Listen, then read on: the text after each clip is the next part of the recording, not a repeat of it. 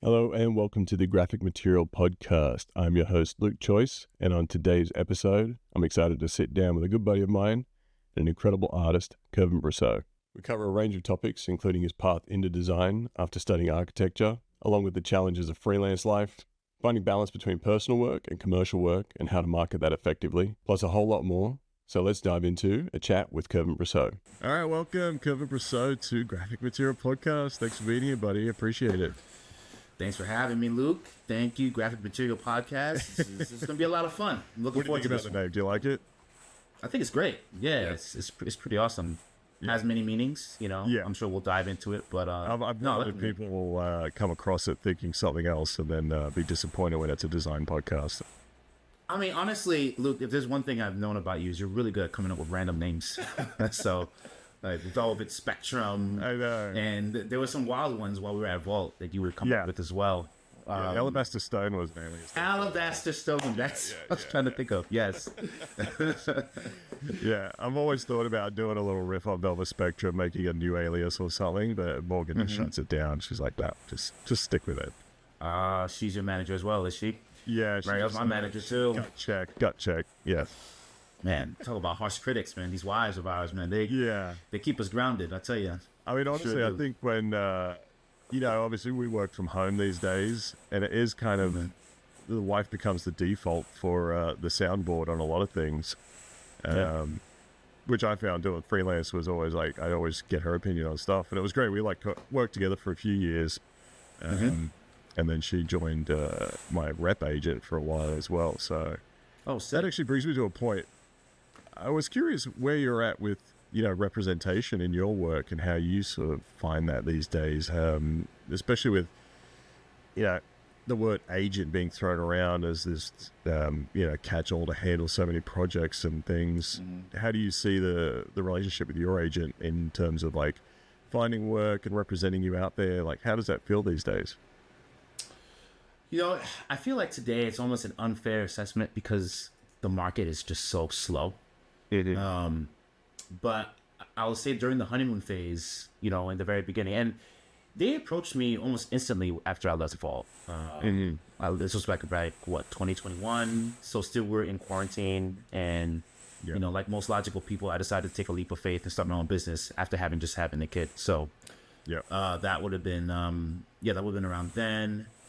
And to be honest, when they approached me, it kind of came off as a bit of a relief because the angst of going out on your own and not having to lean on a team to handle, especially the admin side of things, which, truth be told, I was always freelancing, even while I was at Vault, although not as intently. And that kind of stuff was always an afterthought because there was less pressure for the freelance to succeed. Because I had the stability of a paycheck, and Marielle was working as well. We were basically dual income, no kids. Like it was a sweet deal. But jumping into freelance full time, it really felt like a nice relief to not have to constantly worry about the numbers, worry about the negotiations, the project scope, because sometimes, especially when you're up against it, you just make rash decisions. Just be like, all right, yes or no, just to kind of move on and try to just meet deadlines. And having the agent, although it wasn't like 100% forfeit on my part, like there was still some, obviously client facing things like that doesn't go away, but them handling like basically the boring stuff was a big plus. I would say today, it's still nice to have them in my corner, but what I've learned over the years is obviously there's always a risk to the agent in the sense of like it does scare people off. Budgets are a bit steeper, at least the asks in terms of what you want to be paid would be steeper, and sometimes people just tend to act a bit weird about you having an agent. And a lot of times in my experience, sometimes you can kind of suss that they're trying to cheat you out on money in that regard. If they're being so difficult about you having an agent in the first place, I find that to be oddly suspicious. I found that a lot with people who necessarily weren't at agencies or in that sort of workflow where they've had to deal with agents before. that that kind of gravity kind of hits people a bit hard when they're like, I just wanted to talk to you and just get a price and figure out if this is something I can do. Yeah. Yeah, I found that as well. People would be scared off when I would sort of pass them off to an agent and, you know, get some like feelers out.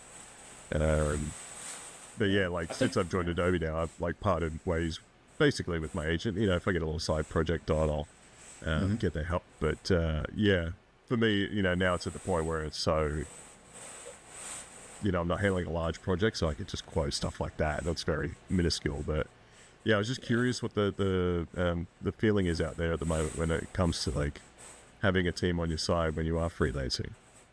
Yeah, and you know, a part of that, you know, pressure that you're talking about, that reservation that some potential clients may have, part of that comes from having an open conversation with your agent in terms of being like, you know what, there's obviously ideals in terms of what we want to charge, but as an artist, this is what I'm most comfortable with, and that gauges depending on how badly I want to do the project as well. Yeah. And for the client, I try to reassure them, like, look, happy to have an initial conversation, just you and I, but understand that at some point the agent does need to come in and handle things like the numbers and the contracts. They decide things on my behalf. They finalize numbers on my behalf. They determine timelines on my behalf, because I just want to create. That's kind of why I got into freelance in the first place. Yeah. But they do kind of give me a bit of a lifeboat in me longing to still be a part of that team culture. You know what I'm talking about? That we had at Vault. And I was telling John about this the other day, was it really was the halcyon days as far as that's concerned, just being like a designer in New York City at a Top Gun agency, meeting the likes of you, meeting the likes of Karan, Elliot, and the people that came after over my 9 years being there. Yeah. It was very sort of like amazing to experience that. Yeah. And I long for that feeling even to this day, you know? Yeah, like I'll speak to that as well, because I left you guys at Vault 49 back in 2016, and then, you know, went freelance as well. And then I got to the point where I was starting to long for that actual long-term commitment to a team that's building something, because I kind of got burnt out by projects coming in, like having certain people on the email for a couple of months and then they're gone and then they never come back, and or they might come back in a year's time, and you kind of always just feeling like a bit player rather than building towards something you have a stake in. Yes. That was like why I really started like playing around with where can I move forward in the industry, but find, you know, some new challenges. So that's kind of what brought me to Adobe now, which has been great. It's almost a year for me. I'm loving being a part of a team again. You know, getting to know people on a personal level. I was going to say, and to be honest, as far as, you know, Luke Choice Velvet Spectrum is concerned, if you had to go corporate, Adobe, I think, makes the most sense for you as an artist, just in terms of what you're into, what you've been doing since I've known you. So yeah, when I heard that you got the gig, it made a lot of sense. Yeah, I mean, the thing, like, we did our like first project with Adobe was us collaborating on a billboard in New York for them back in like 2014 or something. Remember that? And that was with our good buddy Brian Yap. So yeah, those kind of relationships have continued on, and that was just why it was a no-brainer.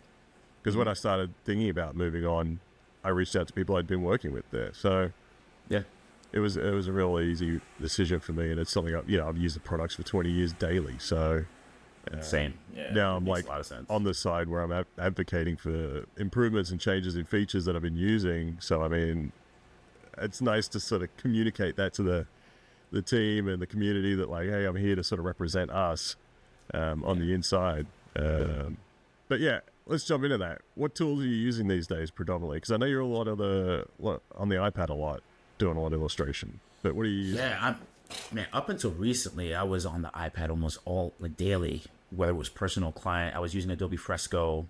I was aware of Procreate, but I didn't really dabble into Procreate until recently.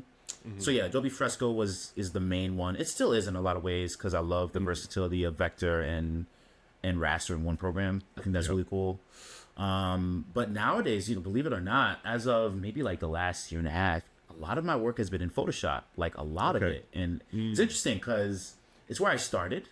And nowadays, I think it's because of the line of work that I'm doing now. Vector is great. I still use it predominantly in a lot of what I do, but what I do miss in the raster process is that texture that's missing in Vector a lot. Because even when you try to create those imperfections, there's a lot of missing information I find, working in the Vector process primarily versus trying to blend both or primarily in raster. So I've been leaning more heavily on the raster side lately. Yeah. With a lot of what I do. Yeah, it's funny, like I did a lot of vector stuff in Photoshop just so I could then use the brushes and everything in there and get grainy. And I like that you could hide a lot of the messiness in Photoshop. Whereas like Illustrator kind of reveals everything if you're not sharp and clean and nice crisp lines. So they definitely have their benefits and advantages depending on what you're doing and the styles you're working in. Because your style's evolved so much over the years, but still has that, raw illustration approach. But, when I met you, it was kind of this retro futurism style. Now it's kind of like morphed into this. I mean, it's a very unique style, I think, even in the anime realm. Is that what you would consider it these days, like anime inspired? Yeah, anime, pop art inspired. There's still a bit of futurism for sure, but I've found that what's really changed in my work is how reductive my color palette has gone. And I think a part of that is establishing a look and feel, or like almost like a brand world, if you will, around the work that I create, at least in my personal work. And that has its pluses and minuses. Like I have a sneaking suspicion that part of the reason why business has been a little bit slow is clients may look at my portfolio and kind of have a difficult time quantifying what it is that I can actually do outside of what they see. Yeah. And, years ago, you can kind of see a wider palette, more like the photo illustration stuff, and the color palette was much wider, a bit more commercially friendly, if you will. Nowadays, I've been kind of like a mad scientist, sort of trying ways and not only improving what I can do technically and stylistically, but also where can I be a bit more reductive. And a part of that is being a bit more efficient in my process, trying to see how I can not necessarily get things done more quickly, more rapidly, but to get to the end result, still appreciating the process, but trimming the fat in that as well, where, it's almost scientific method in a weird way, where I'm like, I've done all these initial tests and now I've gotten to a point where I've self-published a book even that kind of really exploits that style in like a much wider body of work, Yeah, and that's actually one thing I was curious about talking to you today is like how you feel, because you're almost niched down on that style. Where I know like you have such a broad skill set that maybe isn't exposed on your social media anymore, or maybe on your website. Like how does that sort of impact getting work these days? Is it, how are you going about promoting maybe the work you are capable of that isn't necessarily presented in social profiles? How do you find that?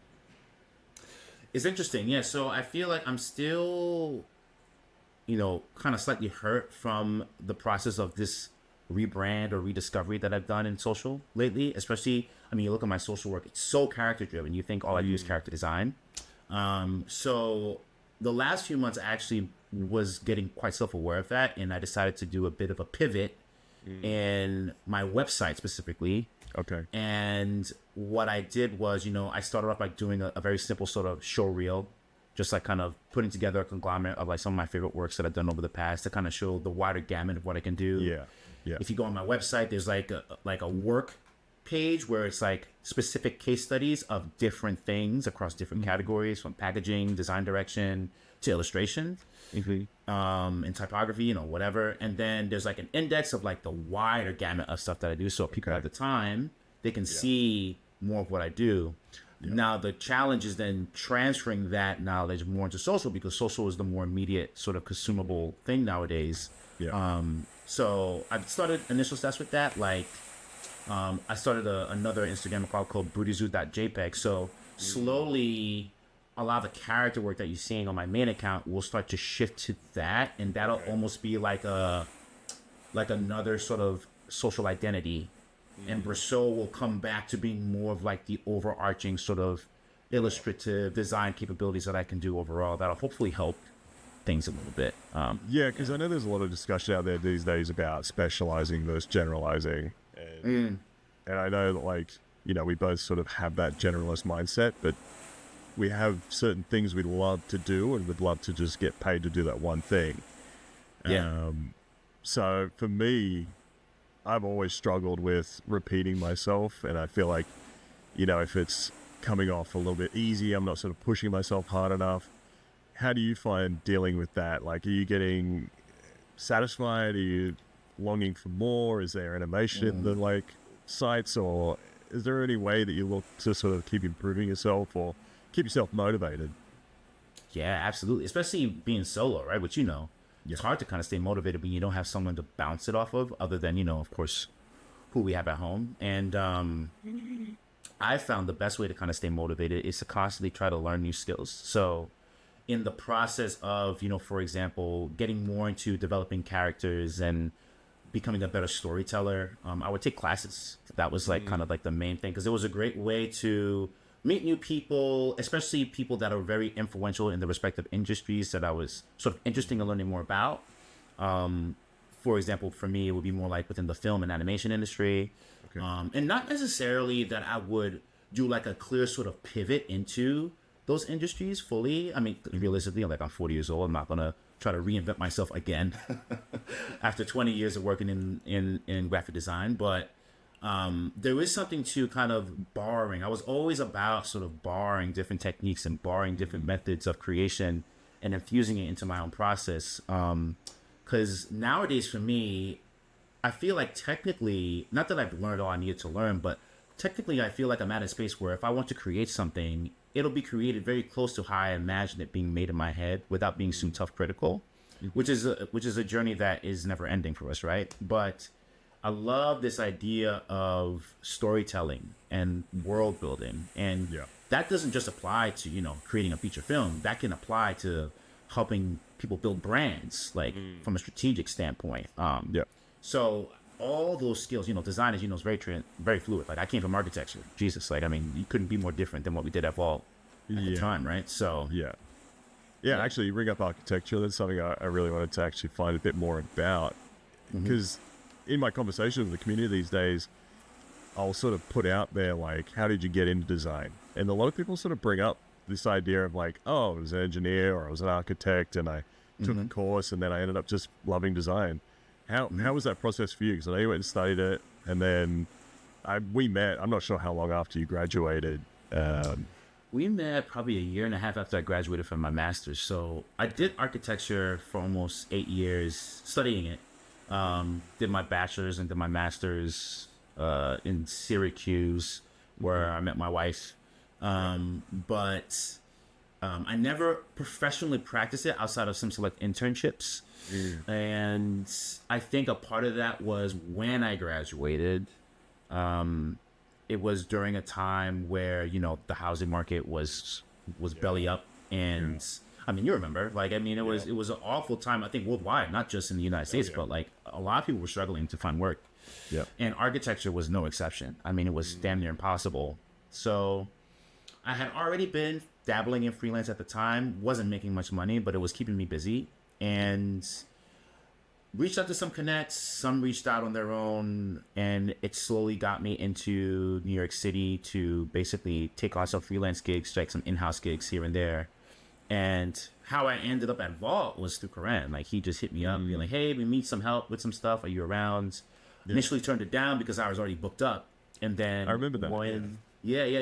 And then when they let me go, I reached out just by chance, "Hey, I'm not sure if the opportunity's still there. If not, just to let you know I'm still around." And he's like, "Actually, we could use you. When can you come in?" And the rest is history. So that's the nuts and bolts of my design journey. Honestly, it's such a fluid sort of winding web of a journey for me. To get to where I am now. And speaking of Karan, we worked with Karan Singh, legendary illustrator. You guys, I assume you met at Depth Core, the collective. Is that right? Yes, that's right. So that was my first education. Yeah. Our good buddy Justin Malla, he started that back in the day. And I kind of wish it would come back, but it feels like everybody went very solo with the rise of social media, and these sort of collectives just sort of disbanded. But I'd love to know a bit more about that, experience for you in the collective and how it kind of helped you grow as an artist. And ultimately it built all those relationships that had led to jobs, connections, great networking, and it's sad to see them sort of not there anymore. Not the connections, but the collective. It's pretty insane because when I discovered deathcore, this was early in my education in architecture. I think I was still an undergrad at the time. Yeah, I was still an undergrad at the time. This is like, about show my age. This is like back in 2003 or 4. And I think they started in 2002. So they were just like a few years into their tenure as a collective. And they were like, the hottest thing around. Because besides them, it was like DeviantArt and the nature of digital art, so that people can understand at the time, it was so new and so different. And even in the early, 21st century, everything was still very analog. People need to understand, like, digital art was kind of frowned upon and kind of looked sideways at. And people were still shooting film very digitally at the time. Like, it was still like it was on the cusp of being a primarily digital space, but digital art was so different. Photoshop until 2003, so that was like exactly. Yeah. So it was very new for everyone, and I to be honest, I went into architecture to appease the parents. Like, I knew I wanted to be an artist, but I did not have the education or the knowledge to realize that meant, because I like to draw, that could transfer into something like graphic design or advertising or communications or whatever, like copyright, whatever the case may be. I had no idea that was actually a choice. I always thought drawing was like, you either are a fine artist or you're a starving artist. Like, you know what I mean? So yeah, like I didn't know I literally thought graphic designers were just drawing with their mouse or something. Like, I had no concept of had what no people clue. did. Yeah, I No thought clue like whatsoever. I loved drawing comics as a kid, but I was like, I'm never going to be like Rob Liefeld or Jim Lee or some guy. So I was just like, I'm going to go dig holes in a landscape job for a while and figure it out. And then it just kind of path led to discovering Photoshop for me, and that was kind of it. Yeah, man, exactly that. And when I discovered like Deathcore, the website that they had this like animated splash page. I was just like, what the hell is what is this? Like, what is this even? How do you even make this? Like, I was so perplexed. I dug in a little deeper. I applied right away because, like, you never know. And obviously I got rejected. It felt like applying to Harvard at the time because these kids were like, whiz kids in terms of the space. And eventually I did get in. And in terms of my education there, this was like raw. Just, you had the formal education of becoming an architect, but then you had this sort of like, it's almost it's like learning in the streets or something. I don't know how else to describe it. It was so Wild West back then. Yeah, there was no in regards to what you could do curriculum with it. or any like path that had been blazed before. It was all new and fresh. And then that was what I loved about that first few years of discovering this kind of stuff, where I was just like obsessed with like trying to reverse engineer how these things were made. And I was sitting in a little design studio for a couple of years working on like gas station shelf wobblers. That was my job for a few years, and it was just kind of always just looking at what these guys were doing, asking my manager if he knew how they did it. He's like, yeah, that's easy. I'm like, no, it's not. And then I got to a point where I was like, oh, I know how to do this. Like, the light sort of switches on and you start to like just hum along. Yeah, I remember when you were telling us about your first gig in Australia before you came to the States, how you had like all this self-doubt. Like, you kind of were a walk-in, right? Or something like that. And I remember someone, I think you said a story about someone showed you something like, hey, one day you'll be able to make that. And you're like, no way. Yeah. And that still happens today, where this self-doubt just creeps in and you think you can't do it. When I applied for this job, my manager, Rufus, I was very like upfront with him. I was like, I hope I can do this job. And he's like, no, you can do it. And I was like, okay, if you believe in me. And now I feel very happy and satisfied with my decision to do this, because it just feels like a natural evolution for me. And I've always loved working with designers and teaching like the interns involved, sharing knowledge and learning from other people in the industry as well. So I'm kind of like in a sweet position here right now. That self-doubt's a real pain in the ass sometimes. Imposter syndrome, man. You can't escape it. Every artist has it.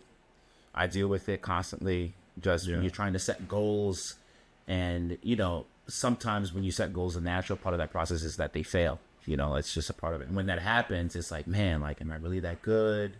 Yeah. Sometimes you'll meet people who doubt you or like question you because you don't have a certain status, and it's like sometimes you just got to quiet that noise and just focus on what your ambitions are. It's not easy, especially if you're working solo, but it's possible. Yeah, the imposter syndrome is a weird thing as well. It's such a throwaway comment these days, but I know where it comes from. The fact that even if you look at the graphic design industry and just people using design tools now has exploded since we started, and especially even like halfway through our career, it's like it's flooded now. There.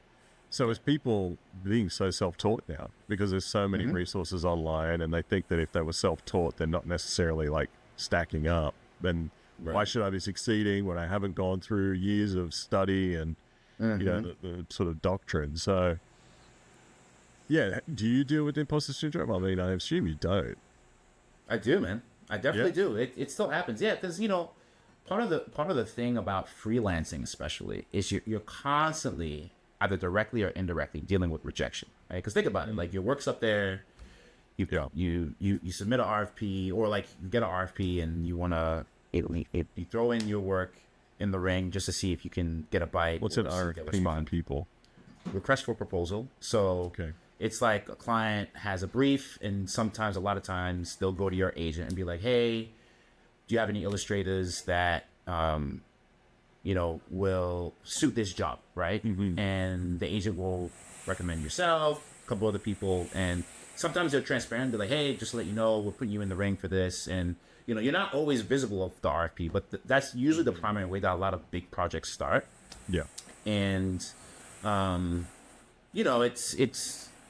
can be a bit humbling, because sometimes, especially when you don't get something coming in for a while. We're talking about the difficulties of shifting and my style and focusing in on something too closely to kind of self-improve, but then at the end of the day, the rest of the stuff that you're capable of doing kind of disappears, right? It can be a bit humbling in the sense of like, dang, like, did I make the right choice kind of going the path that I did? What could I do differently? When you try to pivot and it's still not working, like, okay, what else can I do? Then it gets a little demoralizing, but it's all a part of the game. The risk of doing freelance and the reward, like, I mean, it's so high. To have that sense of personal freedom. Because I know in my role, when I left Vault, I was very intent on just sticking to the tools. I didn't want to go like upper management or creative direction, anything like that. I was like, I still want to be on the tools. I want to be like pushing myself. And then I was trying to get into this realm of like competing with large studios, and it was kind of ridiculous, some of the things that I would go up for, and I was like, there's no way I'm going to get this anyway. Like, I get it, man. I take so much away from the losses, the ones you don't get, and it's like, how could I push myself? Or maybe I didn't think hard enough on this. There was a lot of those for me where it was like, you kind of go in like, I'm not going to win this, but I'm going to try and put my best foot forward and see how it goes. And then sometimes you do, and you just like oversell like your capabilities. How many times I said, yeah, I can do it. I'm looking up straight away, like trying to figure out how to do stuff. But I feel like that was the way I pushed myself as well. It was always just like you evolve, dipping my toe in the deep end and just jumping in. So yeah, man, you evolve. I mean, I do that with freelance even to this day. Sorry, agents, but sometimes you get a project that comes in. I remember I recently did a project, and there was like an animation request to it, and I was like, I don't do animation, but what they're asking is so simple, and I've done something like this before, that I could figure it out. And I did. I figured it out. And it was just one of those things where it was like, I can let the self-doubt creep in. Like, I'm also a realist, right? It's like, if it was something ridiculous, I was like, there's no way I can do the animation. Let's outsource this. But looking at what they were asking for and what the designs were going to be, I was like, I can do this. I don't do it normally, but I totally could do it. And, credit to my agent for believing in me and trusting in me to get it done. And the client was none the wiser. Like, the project was a success. So a part of that is understanding the gaps, but also understanding how far that gap actually is. Like, can you actually make that leap, or is it too far of a leap to be like, you know what, I can only go this far. I need a parachute. I need something to assist. And part of the maturity of growing as an artist and as an entrepreneur, or even just as a designer on a team, is knowing those gaps and knowing where you need help.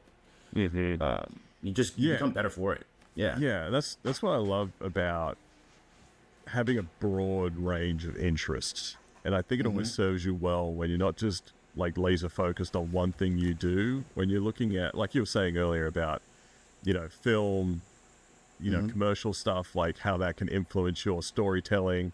And it is having that broad range of influences rather than just pulling from who's doing similar to what you're doing. And that was where I really felt my work started to graduate into, a more mature sort of portfolio, when I was thinking more in line with like, what are my interests outside of design? How can I incorporate that? How can I take influences from people who are super creative but not doing illustration or design work? I mean, what are those sort of influences for you outside of design? Do you take those and impart them into your work? Who do you learn the most from? Oh man, it's a wide range, and I'll tell you right now, just from speaking from like a genre perspective, like I look at so much, man. I mean, you can't really see it. I could kind of maybe shit, but this library of stuff right here, like you see art books, you see photography books, you see graphic design books, and not to say that I look at all of them cover to cover, but they're there as a resource for me to kind of understand and study, and leave the internet for material to research, right? And for the long term, man, like what you're doing, what I'm doing, it's kind of preparing us for leadership, preparing us for ways to see the big picture. And when it comes to a point where we have to lead a team, we're capable of it, because we might not be able to execute it, but we can understand the language and we can discuss how to solve it with a bit more, understanding of the material versus going in blind. So I think in a lot of ways, being generalists really prepares us to be leaders, because, I'd rather be a generalist to kind of go into something completely blind, not understanding what it is that I'm looking at, what it is that I'm talking about.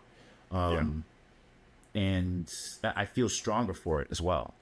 Because that kind of is more of an art director role, really, where you understand what what it's going to take to get the right message across, the right feeling, curating the right people to actually execute well. So I think when you have a broad range of interests and appreciation, because that's the thing, is like I could listen to Metallica one day and like, Sturgill Simpson the next, anybody. He's a country singer anyway. But, Sorry, I pretended to know. Yeah. But that's what I love, is like I can't just sort of rinse and repeat the same stuff over time, because then it just feels a little dull. And I like surprises, and I think that's really, I always underestimated my art direction capabilities. That was like what I was always doing. It just wasn't the title I had. I would answer every brief with its correct look and feel. And I think that, titles can get in the way sometimes of your understanding of like what you're actually doing and what you're capable of. Because I was so resistant of being like a director. So I was like, I need to be tools, and that was it. I was a designer, an illustrator or something. But that was the beauty about Vault, though. Vault, like being the hub that it was back then, especially, you couldn't hide behind anybody. Like, this isn't corporate. This isn't like you have like a wide team and you can kind of hide behind like 3 tiers of managerial people. It's like it was literally 12 of us, and we were all in front of our computers, and we all had to stand up and present our work to not just each other, but also to the bosses that be, right? John and JK. Like, there was no hiding behind that. And it was very sort of visceral and kind of vulnerable. The fact that you had to basically not only just talk about your work, but you eventually had to learn how to talk about it comfortably, because regardless of who they were, what their legacy was, what their status was, eventually it kind of trained us to kind of look at them as just human beings that just have, an opinion that we value, right? So we were forced to kind of be our own art directors, and then also just by happenstance of being next to each other in such a close proximity, direct each other as well, providing opinions, providing thoughts, looking at mood boards, and understanding, how to build teams around projects too happened at that stage as well. Because one of the things that Vault really celebrated was not really having clear titles. Like, on the job description, you're a graphic designer, you're a lead designer. Yeah, but the team was so small that we all had to be all those things almost all the time to get those deadlines out the door. Yeah, and it really was. We knew who had strengths in certain areas, and Yes. Yeah. built it that way. So we knew who to turn to, get this part of it done, assist me to get to here, and then just carry on. But I loved that period of working with you guys at that time where it was just, there was so much good work, and we were creating a lot of fun initiatives to just keep the momentum going and try and like motivate each other. And it was just a great environment that, man, I miss it. I miss it too. And it's kind of crazy to think about. Honestly, it just felt like a playground, like we were just a fraternity of idiots that were just like playing with these like toys that we were given. But at the end of the day, we were also responsible for keeping this business going. Like, we needed John and JK to give us paychecks, but they also needed us to ensure that we had the skills to maintain the success of the business through our skill sets, through our opinions. Like, at the end of the day, what makes design so difficult is that it's so subjective. But you still have to be damn good at your job to convince these clients that what we're giving you is what it needs to be. Yeah. And it's so hard to convince people to give you money for that. You know what I mean? And to consistently give you money for it. Yeah. Yeah, a lot of the clients loved working with us. It was more of an experience to work with us than just, here's money, do your job, thanks. They really liked the process. They were excited with what we presented, how we presented. And it was fun to sort of just think differently, and that creative mindset just sort of blossomed in that studio for me, because for sure, I had a terrible job to start with, like I said, but it kind of gave me the grounds to start. And then I went freelance, and I've dipped into freelance and out of studio work, but that was where it really just started to like click for me. And I think that is the exposure of other people who challenge you, and you kind of get competitive with each other. I can, it was, if I see someone doing something great, I want to like catch up. Yeah. And if they're doing something great in another field, like I want to learn about it. So I think it is having that competitive mindset, but in a supportive environment is where you can really start to like grow and mature as a designer. Is there any moments you can point to in your career where you kind of felt really challenged, or anyone that sparked, a little fire in you that you kind of can always just turn to and pinpoint? Yeah, I mean, just when I was at Vault, for example, since we were talking about it, part of the stipulations of landing the gig at Vault was to learn 3D. And 3D was always something that I flirted with in architecture, but I never fully learned it. Just like I was in Rhino 3D, just building like different blocks to like represent buildings, and I would do complex modeling, but my resistance to build an aptitude for that stuff was always something I struggled with. And when it came to Vault and like learning cinema 4D, it became an act of survival. I was like, all right, no, I need to learn this. And I remember the first time JK tasked me with like, because there were these projects that we would do, if you remember, like it would just be personal projects, like trying to like, I guess it was like sort of like an innovative side of the studio where we were like trying to do fun things, new things. And I remember I proposed some like 3D shoe illustration. Yeah. And basically, JK was like, this is shit.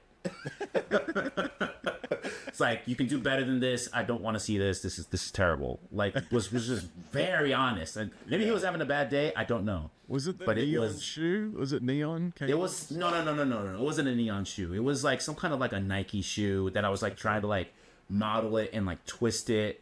And I don't even think I built the shoe from scratch. I think I downloaded it from like Turbo Squid, and I was trying to manipulate it and try to do something funky with it that I would see a million times over on Behance, right? And he was just like, no, this is not good enough. And I was like, all right. But that, honestly, like, it sucked because it was in front of everybody. But it galvanized me to be like, all right, I need to step my game up and really see what I could come up with. And then what happened right after that was I was coming up with, like, the neon shit. Like, sorry, I don't know if I'm allowed to curse, but, like, the neon stuff. Like, the... graphic material. Struggling. I've been struggling. What are we, like 40 minutes in? I was struggling. No, hey, I'm worried about it. So that's what galvanized me to do all that kind of stuff. Yeah, I agree. Like, I think criticism is highly underrated. Everyone can be good constructive criticism.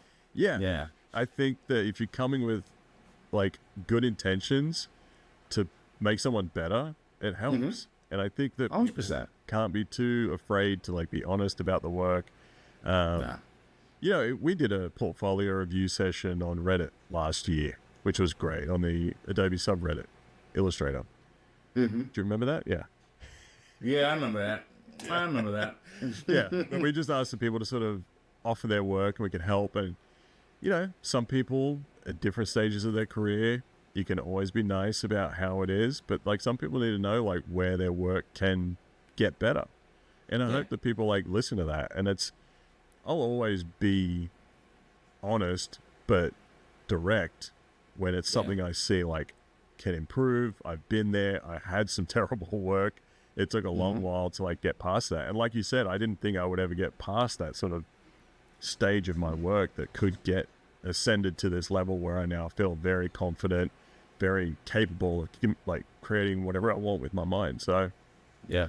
there are those moments where the feedback is necessary, and I think that you shouldn't be afraid to ask for it.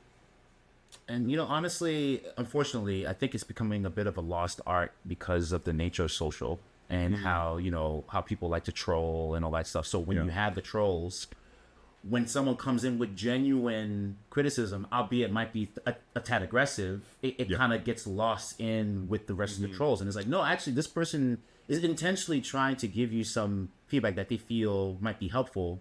You might not know this person, but when you're inundated with the trolls, sometimes I imagine people can have a tough time sort of filtering out the noise and targeting people that are actually trying to be helpful. Yeah. You know what I mean? Yeah. You see a lot of people who are just out to maybe ruin someone's day with a comment. But Yeah. I always try to lead with a positive thing first, because that shows that I'm here to be helpful. Where it's like, and then it's like, how can we go and take what you're trying to achieve and get there with some technique, maybe looking at somebody's work that might be influencing you. Because, you know, there was guys for me like Chuck Anderson in the early days and Vault 49, our good friend Nick Ainley, Shiny Binary. He was one of my favorite designers back in the day. It was such a surreal moment for me because I had literally hit him up to ask if I could intern for him, and then I ended up working with him at Vault. So he always set the standard for me in his stuff, and he's just mind-blowing. But yeah, I think you have to look at people like, and this idea of stealing work. You know, I get what people say, but it's totally about nothing happens in isolation, and you have to learn somewhere. And for me, because being self-taught, I didn't really know who graphic design icons were. Where to find it, my appreciation of art was comic books. So when I started getting into digital art, it was kind of, all right, who's doing this? I have to like understand how they're manipulating colors and forms and how they're building things and how they're thinking about before they start. So for me, it's all about, I like the quote, steal from many, not from one, or something, you know? So it's like bringing in all the inspiration, taking ideas from everywhere, and then repurposing it and building it again in your style. And I mean, I know you've been watching One Piece. Caught up, man. Damn, that like honestly, like that was kind of the best thing that happened during the pandemic for me, was getting into that. And then 1,100 episodes later, I'm still there every Saturday night waiting to watch it. But that for me was another moment of kind of somebody's just unbridled creativity. I'm trying to understand how you can world build like that. Like when you say Oda is on another level, man. He's on another level. And you talk about storytelling.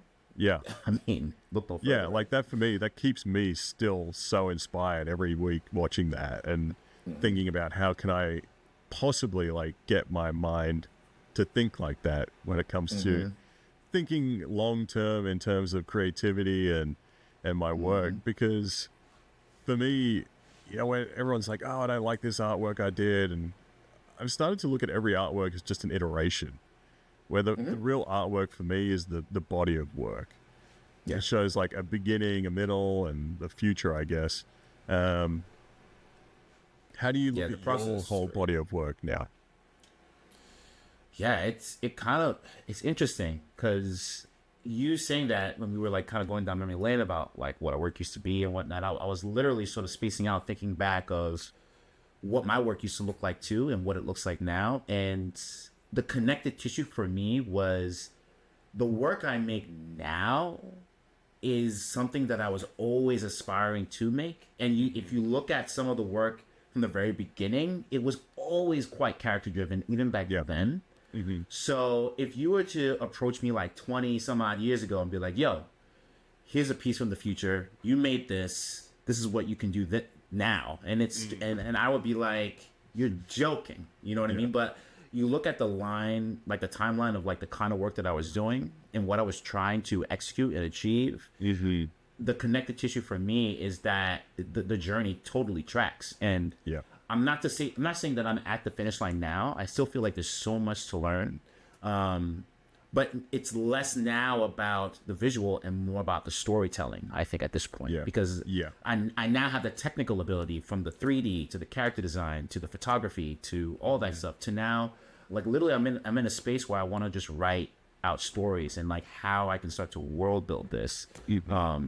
So I think it all was all a necessary, like, continuous process with various ranges of, like, divergent splits off the road. And I mean, to bring AI into this, that kind of highlights what makes human creativity so special, is when you can see the progression and the lived experience that feeds into the artwork and how it changed over time. That's why I love having followed a lot of artists for a long time and seeing their work evolve and get better and push themselves. Like for me, like I'm creating things I never would have thought was possible. And I run into a lot of conversations with people starting out in the community now who are like, oh, Photoshop is so hard. Illustrator, I can't get to do what I wanted to do. And I'm like, I was there as well. Like, it's a process. It's a new language. It's a new way of creating. And I just want to say, like, just persist. Like, you'll get there. Just like you say, you've made something you couldn't believe if you showed 20 years ago.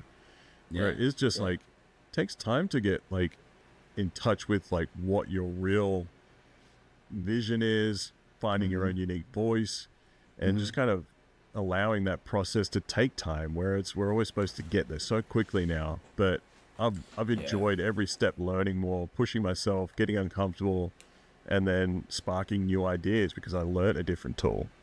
I think it's interesting because you talk about that process with AI, and it does take away the craft. You mentioned something with your last conversation with John, which I think really resonates, is just because AI exists now, there's like more of an importance to, really celebrate the process that goes into making, that just isn't about, creating a prompt. Like what's the dirt, what's the grit that got you there? And, talking about my timeline, my lineage, my gosh, if I go year on year creating my best work from the year, starting from as early as 2003, I talk about how the journey tracks. Like even in the time and space where I was really into photo illustration, where I was just taking photographs and kind of doodling on top of them, that came from a frustration of not being able to draw the human figure. And so leading on photography to kind of complete that vision for myself.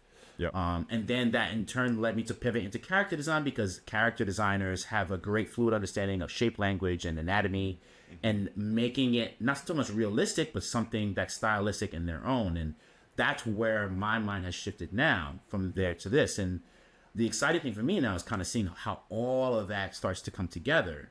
Whereas with AI, you can use it as a tool, but if it's your sole primary means of creation, you lose all that, because the prompting and the image generation, you don't see the growth in skill as you would, versus if you were to start with something with your own limitations with these two hands from, however you start to like 20 years down the line, you don't see that vision.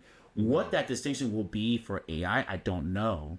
Other than it seems to lean more heavily on the capabilities of the technology versus skill. Does that make sense? Yes. Yeah, because I think what you see a lot of is people doing like, hey, this is what this new tool does. It's like, why are you making that? I think until you actually have a real, creative vision that deserves the treatment, it's just another gimmick in a lot of ways, where it's like, I need to understand how this serves a purpose for me creatively. And I think that, generative AI has a lot of pushback I think because it just reduces the effort that we're so used to is celebrating in creativity. But I think, there are tools that are coming in that can play a role in the process, especially someone who's worked in Illustrator to C4D to Photoshop again and After Effects. There's so many like parts in the pipeline that could help from AI. Yeah. Because the amount of time that I spend, like repeating tasks, like the last job I did as freelance was, 6 months handling thousands of deliverables that like one day it all just like disappeared on me. It was God. terrifying. I was digging through my backups and, it was just like some of those things where I'm like, man, if I had a little bit of help in certain areas. Like some automation. Yeah. Yeah. Yeah. So, and I will use ChatGPT to do things. So I can't just sort of dismiss it where it's convenient for me and say it's okay here for that. But I also, it isn't something I've really worked into my workflow. So I've spent 20 years crafting my systems and my workflows but I am curious like where it can fit in. It especially helps me with some ideation and brainstorming and stuff like that. Have you, like, I know you do a lot of body anatomy compositions. Do you use it for any of that, or is that just, sourcing imagery yourself? So what I do, the rare time I do use it is for a couple of things. One is like clerical stuff. So like if I'm writing like an email or like a news blast, sometimes I like using like Copilot to like help me come up with a couple of different drafts of what I've originally written to see if, it's a little better. Maybe I borrow a couple of sentences that make more sense. That kind of thing. I'm always repeating myself and I'm like, can you just make sure I'm not like doing this? Yeah. Basically a little assistant. Sometimes like, for example, on some projects, if I have to work on a photograph, but I need a little bit more waste, it's like sometimes, and it's safe to use it with Adobe because Adobe sources Adobe stock. So like I'll like, okay, I need a bit more pant. I need a bit more. I need a belt. I need something rather than having to spend time, which you would usually delegate to like an intern or like someone like a junior to like, hey, comp up whatever. It's like, okay, let me piece this together real quick. Okay, I got this. This works fine, and then I can go about my day. And then that frees the team up to do stuff that's a bit more creative and less sort of like, almost like what's the term? Almost like a monkey, just like kind of It's just like. Just pointless work. Like the equivalency of that would be like if I was in architecture, like people having to place toilets in bathrooms in AutoCAD, for hours. Like that's a thing, It's like AI should do that. I think that's fine. Like whatever the equivalent is of that for us in like Photoshop and Illustrator, that's what AI can do for us. Another great example is, my gosh, how many toolkits have we had to do back in the day, and like countless sort of understanding and art directing, but also like organizing it in a way that's clear. Like here are the fonts, the do's and don'ts, the color schemes. Like here are the color values, CMYK, RGB, hex codes. Like all of that stuff. I think AI should 100% handle that. Like here's the illustration. Can you break this up into a series of like color palettes, hex codes for the client to decode so that they can apply it to their brand? I think that's beautiful. So I easily can see AI as really more of like an assistant as opposed to one that entirely owns the creation process. Probably the most wild idea, which would be interesting, is there was a director who mentioned something about, I won't say his name, but he mentioned something about how one interesting thing would be if you're creating characters, if you had your own personal sort of AI bot that would understand your style. No one else has access to it but you. But if you're a solely freelancer, you can't afford little henchmen and women to help you roll this out. Can you get your AI bot to take your initial design and roll out like turnarounds, character sheets? Because then now you can self-scale with much more ease, which is interesting. Turntable in Illustrator? Yes. I have seen Turntable in Illustrator. And that interests me. I think that's really cool. You take a character, bring it into Illustrator and be like, all right, here's a quick sort of like somehow 3D model in Illustrator. I think that's great. I think that's a great feature. Yeah, and to be honest, like I deal with a lot of pushback. My job is to communicate what's coming from Adobe, and there's a lot of pushback on certain generative tools. But Turntable was one of those ones that was, a majority of positive reception because people are using their artwork and generating from that. It isn't just rolling the dice and seeing what comes out. People really appreciated that it was actually helping with their process. Yes. And there's actually, in the beta now, you can export animated GIFs with... Oh, that's cool. Yeah. Yeah. So there's, even just an automated button to press out, and it'll display every angle on a spreadsheet. So cool innovations around that. It's like, that's exciting because people get to work with what they're doing, makes their job easier, and they can an easy base to start from. So like, they're fine. Absolutely. Yeah. Like rotoscoping in Premiere. I mean, goodness. Yeah. Thank God that exists now. You know what I mean? Like, I imagine, geez, I just think about the people that I've worked with that have had to like literally trace frame by frame. I had to do that in my last freelance show. I was like, I hate this. I don't know anyone that enjoyed that process personally. They enjoyed the end result, but the process of rotoscoping is horrible. So, the fact that that's automated now, that's great. You know what I mean? And that's again the distinction of people where it assists the process is much more acceptable than when it takes it over. So I think there's the blurring line, I think, where the acceptance and the benefits are becoming visible, or where the implementation can really like help workflow, and people push back on like, oh, you're removing all the like job, but there's been so many processes through time that have gotten easier with every update, and it's always just working towards like making the process a lot smoother. So I think mostly people are scared of erasure, like their own erasure from the field, as opposed to necessarily AI itself. AI itself seems like the biggest culprit, supposedly. Like, for example, I feel like I'm getting hurt by it because of how easy it is to like roll out initial concepts through AI without having to show it publicly. A lot of times, think about all the concepts that you had to whip up for decent budgets because they needed someone to visualize an idea internally, and that project never really sees the light of day, but it gets good money. I would imagine they're probably using AI for that now, right? And as a business person, it makes sense to save money to do that, but it just sucks. So I feel like people are scared of the erasure of them from the industry, and they're also scared of how AI can kind of just yoink something that they've developed for themselves for so many years to then be sort of, bastardized by. But like a great example of that is the oh my gosh, the name's blank. Who did Totoro and Spirited Away? Studio Ghibli. Yeah. Miyazaki. Like Miyazaki, exactly. It's like that. Like, people don't want to be victimized like Miyazaki was, in terms of like, damn, man, like my work is being used everywhere now. Like, it's insane. So some artists might be indifferent to that, but a lot of artists care about that, So that's where the line is, I think, for a lot of people. Yeah. Well, we just hit an hour.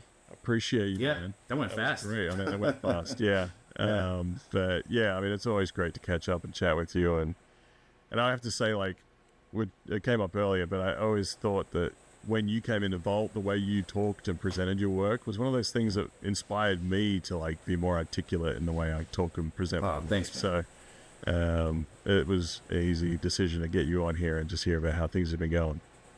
Thanks, man. Yeah, I appreciate that, man. No, it's been great. It's great that we still keep in touch.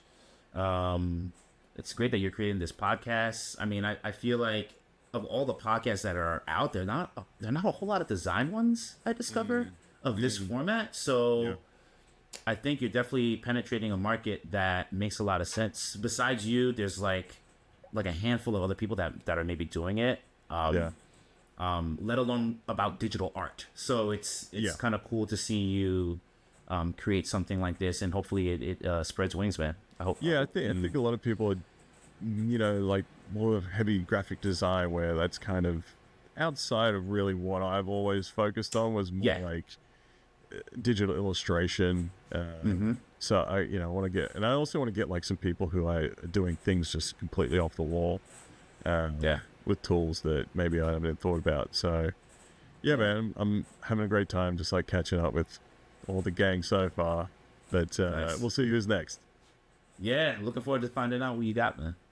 Great to see it evolve. All right, dude, it was great to see you, but I'll let you go and make some art. Yeah, brother. All right, dude. Later, guys. Thanks for having me. Peace. Thank you. Bye. Bye.